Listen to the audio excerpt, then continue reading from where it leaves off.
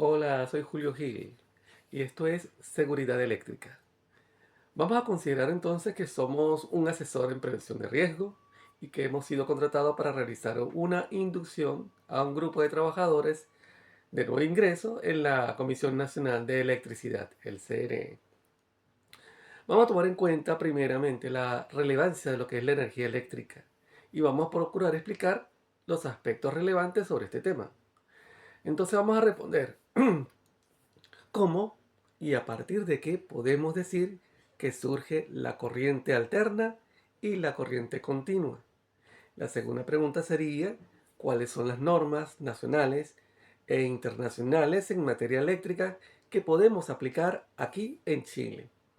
Y la pregunta número 3 es, ¿cómo podemos asociar la corriente límite con, con el umbral de la percepción de las personas con respecto a los materiales conductores y la conducción al riesgo eléctrico? Bueno, sin más preámbulos, vamos a definir lo que es corriente continua, CC, y la corriente alterna. Vamos a imaginar que la electricidad es como el agua que fluye por una cañería. Dependiendo de cómo se mueva esa agua eléctrica, podemos tener dos tipos de corriente. La corriente continua es cuando la electricidad fluye siempre en la misma dirección, como si el agua corriera por una manguera en un solo sentido, sin detenerse y sin cambiar de dirección. Esta corriente es la que entregan las baterías o las pilas o los acumuladores y por ejemplo puede ser una linterna o un control remoto o un celular cuando funciona con su batería. Ahora, ¿cuáles serían estas características? El flujo de energía es constante, es más fácil de entender, pero no es eficiente para enviar electricidad a largas distancias. Ahora, la corriente alterna, aquí la electricidad cambia de dirección, muchas veces por segundo. Es como si el agua de la manguera fuera hacia adelante y hacia atrás rápidamente. Esta es la corriente que usamos en nuestras casas, en nuestras oficinas, en nuestro trabajo, talleres e industrias. Y la corriente alterna se genera en las centrales eléctricas y llega a través de los postes y cables. Una característica muy particular es que cambia de dirección a 50 veces por segundo aproximadamente. Eso es lo que se llama 50 Hz. Es más eficiente para transportar energía a grandes distancias, gracias a que puede aumentar o disminuir su voltaje con los transformadores. Un ejemplo práctico es, bueno, vamos a imaginarnos esto, pues por ejemplo, una batería de auto hace que la corriente vaya desde el polo negativo al polo positivo. Esto es una corriente continua, ¿correcto? Sin embargo, cuando conectas un taladro o una máquina soldadora al enchufe, entonces estamos utilizando corriente alterna. ¿Por qué es importante saber esto? Eh, Porque en el trabajo usamos herramientas, equipos eléctricos que pueden funcionar con un tipo u otro tipo de corriente. Y conocer cómo se comporta esto nos ayuda a evitar accidentes eléctricos, a saber cómo se conectan o cómo se manipulan y a entender los riesgos de cada uno.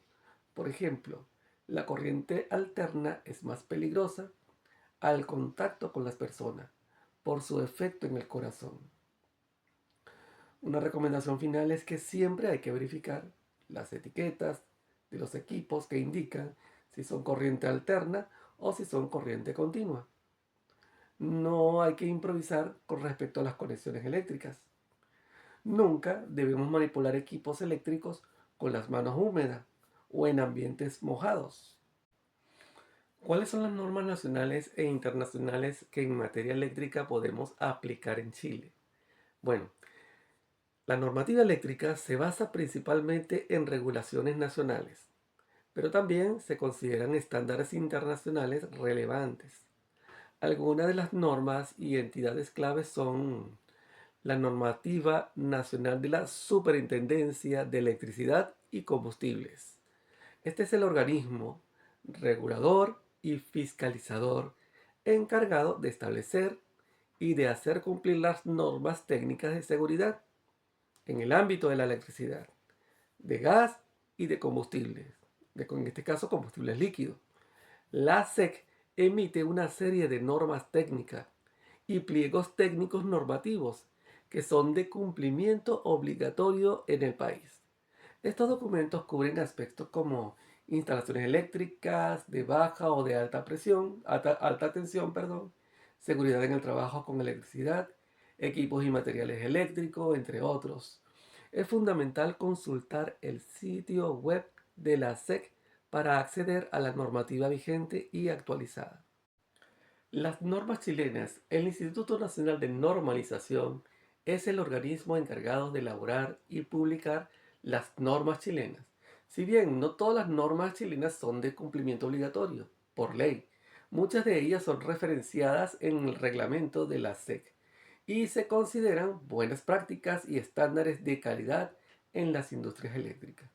Algunas normas chilenas sí son relevantes y pueden abordar temas de seguridad eléctrica, terminologías, simbologías, etc. Existe también la normativa internacional aplicable y referencial. Si bien la normativa chilena es la principal, se suelen tomar en consideración algunos estándares internacionales. Estos son reconocidos porque aseguran la calidad y la seguridad de la interoperabilidad de algunos ejemplos que podemos mencionar a continuación. Tenemos, por ejemplo, entre las normas internacionales la IS o la Comisión Internacional de Electrotécnica.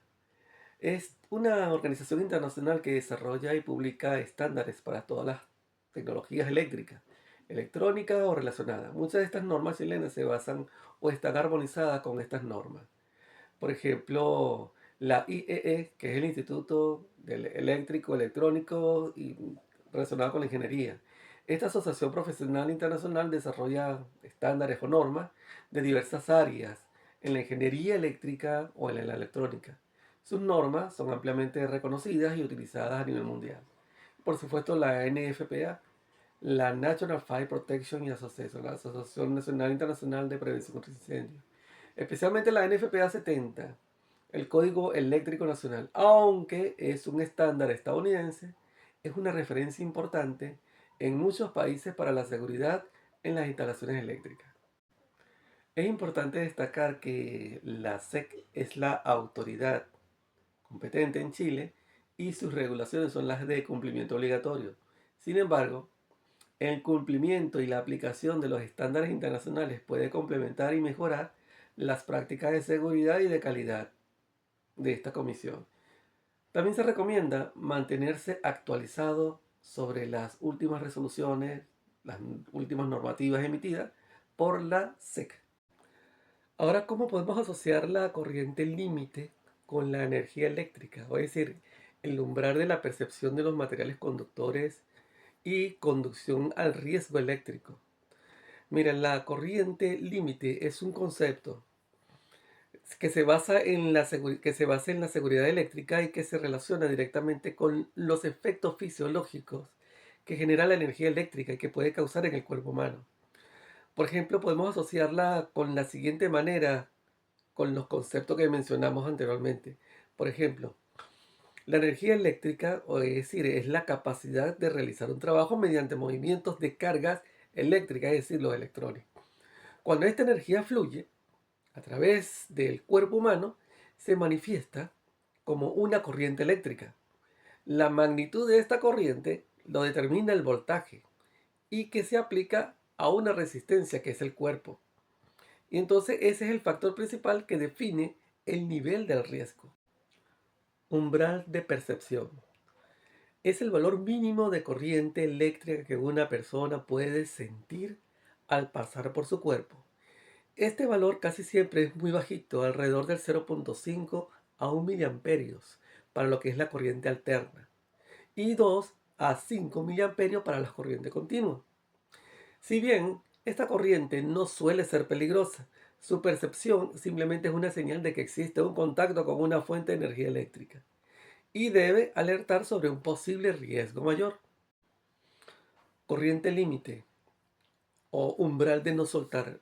La corriente límite, también conocida como umbral de no soltar o tetanización muscular, es un valor de corriente mayor que provoca una contracción involuntaria de los músculos, impidiendo que la persona pueda soltar el objeto o la fuente de contacto eléctrico. Este valor es crucial para la seguridad, ya que una persona incapaz de liberarse de un circuito eléctrico está expuesta a los efectos dañinos de la corriente durante un periodo prolongado. Los valores típicos para el umbral de no soltar son alrededor de 10 a 25 microamperes para lo que es la corriente alterna y de 50 a 60 Hz a 50 a 75 microamperes para la corriente continua. Los materiales conductores. Los materiales conductores como los metales, el cobre, el aluminio, etcétera, y el agua con impureza, por ejemplo, pueden ofrecer una baja resistencia a lo que es el flujo de la corriente eléctrica. Pero cuando una persona entra en contacto con un circuito eléctrico a través de un material conductor, la resistencia de su cuerpo se convierte en el factor principal que limita la magnitud de la corriente que lo atraviesa. Eso es según la ley de Ohm, donde dice que I es igual a V sobre R, donde I es la corriente, V el voltaje y R es la resistencia. Y un buen conductor facilitará el paso de una corriente peligrosa a través del cuerpo. Conducción al riesgo eléctrico. La combinación de los factores anteriores va a determinar el nivel de riesgo eléctrico. La magnitud, por ejemplo, de la corriente. Una corriente por encima del umbral de no soltar, por ejemplo, aumenta significativamente el riesgo de lesiones graves, quemaduras, de lo que es fibrilación ventricular, paro cardíaco y hasta la muerte.